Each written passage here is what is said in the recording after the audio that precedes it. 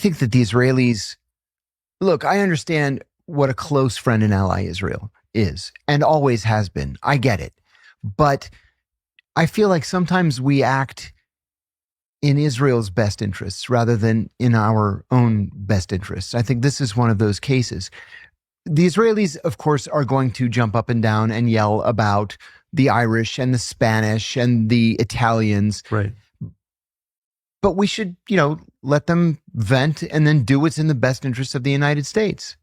And I feel like we're not really doing that. We're doing Israel's bidding for it.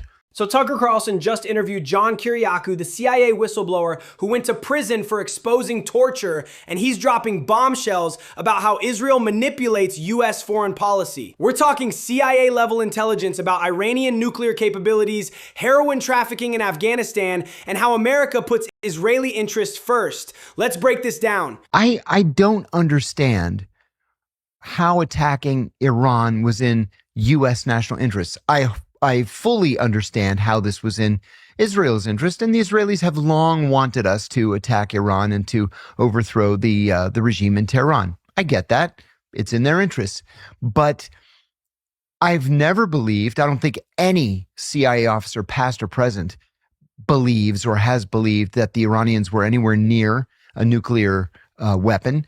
They don't have a delivery system that could deliver a nuclear weapon to the United States. This is massive. Every single CIA assessment for decades has said Iran doesn't have nuclear weapons capability. Yet Netanyahu has been pushing for U.S. military action since the 1990s. When your own intelligence agencies unanimously contradict the justification for war, that should be a red flag the size of Texas. There's no program. No program. No. Ayatollah Khamenei issued a fatwa in 2003 declaring it a sin to develop a nuclear weapon. And then the CIA twice said they don't have a nuclear weapons program. National intelligence estimates are the gold standard of U.S. intelligence. They represent the consensus of all 17 intelligence agencies. When the CIA says twice that Iran has no weapons program, plus you have a religious fatwa forbidding it, the case for military action completely collapses. The only apparent consultation that was taking place was with the Israelis. And the Israelis really, really wanted this to get done. So why would you, as a practical matter, need to consult other countries? Because there is this sense, like as an exceptional nation, we don't need anyone's permission to act. But again, not as an ideological matter or a matter of politeness or good form, but as a practical matter before launching a war, why do you need to talk to the Europeans and the Gulf states? At the very least, you're going to want political cover. You're also going to want to give them an opportunity to come up with plan B for their, let's say, oil or gas needs or transportation issues. You don't want them to be taken by surprise because they're going to resent you in the end. Right. And we didn't do that, and they resent us. This is exactly backwards from how foreign policy should work. Compare this to Bush Sr. building a 35-nation coalition for Gulf War I. Proper consultation takes months, involves detailed intelligence sharing, and gives allies time to prepare. Consulting only Israel while ignoring NATO partners is diplomatic malpractice. I was in Ireland 2 weeks ago, and at the hotel, they told me I was probably going to have to leave extra early for the airport because they were expecting the largest demonstration in Irish history, which took place the next morning. And it was all because of home heating oil prices and gasoline prices. We didn't consult with the Irish or the British or anybody else before launching this thing. They were already having problems because of the cutoff of home heating oil coming from Russia because of the Ukraine war. And then this was just doubly difficult for them. And so we figured it out. Gas was $12.50 a gallon. I mean, if you don't have an gasoline, $12.50 a gallon, and home heating oil was astronomical to the point where people were just, freezing. And they're blaming us for it. So $12.50 a gallon for gas in Ireland because we prioritize Israeli objectives over our closest allies. This is the human cost of America first rhetoric while practicing Israel first policy. When European populations suffer because we didn't consult them, we're burning centuries of goodwill. Oh, may I tell you a story? I hope you will. When I was the senior investigator on the Senate Foreign Relations Committee, 2009 to 2011, end of 2011, I told the then chairman, John Kerry, I wanted to go to Afghanistan to do a formal Senate study on the heroin poppy crop, right? Afghanistan at the time was producing 93% of the world's heroin. And so I flew to Afghanistan, went to Bagram Air Base. I told them I needed to fly to Kandahar and then to Lashkar Gah, which is the capital of Helmand province. And I was doing this study. Now, as a senior congressional staff member, I had the rank of brigadier general. This is the only time in my life I ever pulled rank on somebody. And I said, they wouldn't take me down there. And I said, I'm not asking you. I'm telling you, you are going to fly me to Kandahar, and then we will fly to Lashkar Gah, and then we'll fly back to Bagram. So they relented. We went to Kandahar, did some meetings.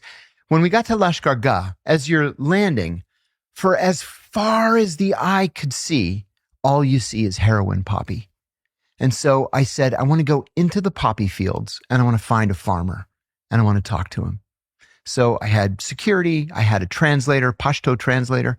We just drive out into the fields, and sure enough, we stumble on a poppy farmer. And I asked him a very naive question. I said, instead of poppy, why don't you grow things that have 2 growing seasons, like tomatoes or onions or pomegranates? Right. And he goes like this. Oh. The Americans told me in 2001 that if I told them where the Arabs were, I could grow all the poppy I wanted. I said, what Americans told you could grow poppy? And just as I said the question, my military handler pulls me by the arm and he says, we're under threat. We have to go back to the base. I never got an answer. We got back into the Jeep and they took me back to the helicopter. I flew back to Bagram. So, actually, like out of a movie. So I come back to Washington and I said to the chief investigator, I said, I'm onto something here. This is not good. So I wrote it all up just as I collected it. Well, I had a friend at DEA, the Drug Enforcement Administration, and I called him. I said, listen, I'm going to send you a paper, eyes only. I just want your thoughts on it before I send it to John Kerry. So he calls me back a couple days later and he says, buddy, you know you're not going to get this paper published, right? I said, why not? He said, Afghanistan produces 93% of the world's heroin. Almost all of that heroin goes to Iran and Russia, and we want them to be addicted to heroin. It weakens their societies. And I never got it published. This revelation is staggering. A CIA officer discovers that the US military explicitly told Afghan farmers they could grow unlimited heroin poppies in exchange for intelligence. Then his Senate investigation gets killed because the heroin was intentionally being used as a weapon against Iran and Russia. This paper published, right? I said, why not? He said, Afghanistan produces 93% of the world's heroin. Almost all of that heroin goes to Iran and Russia, and we want them to be addicted to heroin. It weakens their societies. And I never got it published. Well, fast forward years later. That's disgusting. We've got a fentanyl epidemic in this country. That fentanyl is coming from China and Mexico. They want us to be addicted to fentanyl because it weakens our society. And that's why we're in the predicament that we're in.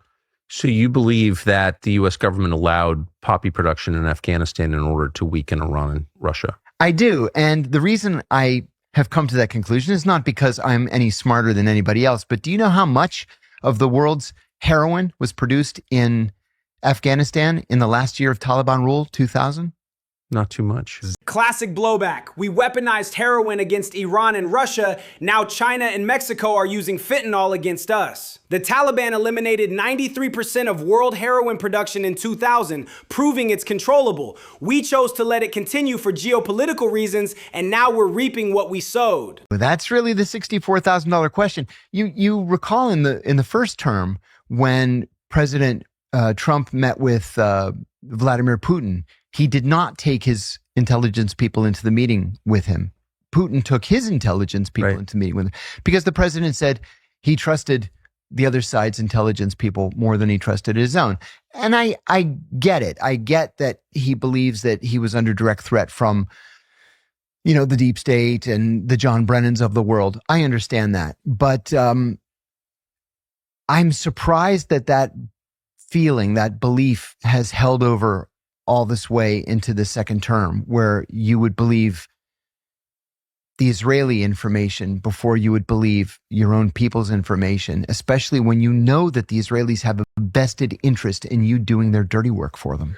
Here's the trap. The same intelligence agencies that tried to sabotage the first term with Russiagate created such distrust that Israeli intelligence fills the vacuum. Netanyahu exploits this perfectly. He knows the president doesn't trust his own people, so Israeli intelligence becomes gospel truth.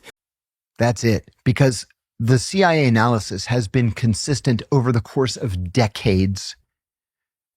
We can't just fire a couple of rockets and take down a government in a country of 93 million people. That's just not the way real life works. They're going to rally around their leadership because we're outsiders. And just, you make the point about history, but I mean, I think Saudi is probably in competition, but I mean, of all the countries in that part of the world, Iran is the most durable. I mean, it's a real country. Iran has 85 million people, a 2,500-year civilization, and sophisticated military capabilities. The idea that a few airstrikes could topple Tehran shows dangerous ignorance of history. When you attack a nation, populations rally around their government. It's international relations 101. That changed things. What he should have done at the same time was to force AIPAC to register as a foreign agent. Right? I mean, it clearly represents the foreign policy of John Israel. F. Kennedy tried to do that. John F. Kennedy did try to do that. Yeah, it didn't work No, well it did not. for him. And I think President Johnson was afraid to take them on. And he never did anything. Well, he was working with them. Very closely. He covered up Look the at USS the Liberty. USS Liberty. The Israelis take the blame for that. They're the ones who committed the murders. But I don't think Lyndon Johnson gets the credit he deserves. Absolutely not. I agree with for you. punishing the surviving crew of that ship for talking about it. Yes. I went back to the original press reporting. I wanted to do an episode of my own podcast on the Liberty, just because so many people still talk about it. We're talking about 1967. So I went back to the original reporting, and the press releases coming out of the State Department and the Defense Department were blistering. And then the president said, "What are you doing? Stop criticizing Israel." Well, yeah. And what do you they think stopped. that was? Yeah, that was the Israel lobby.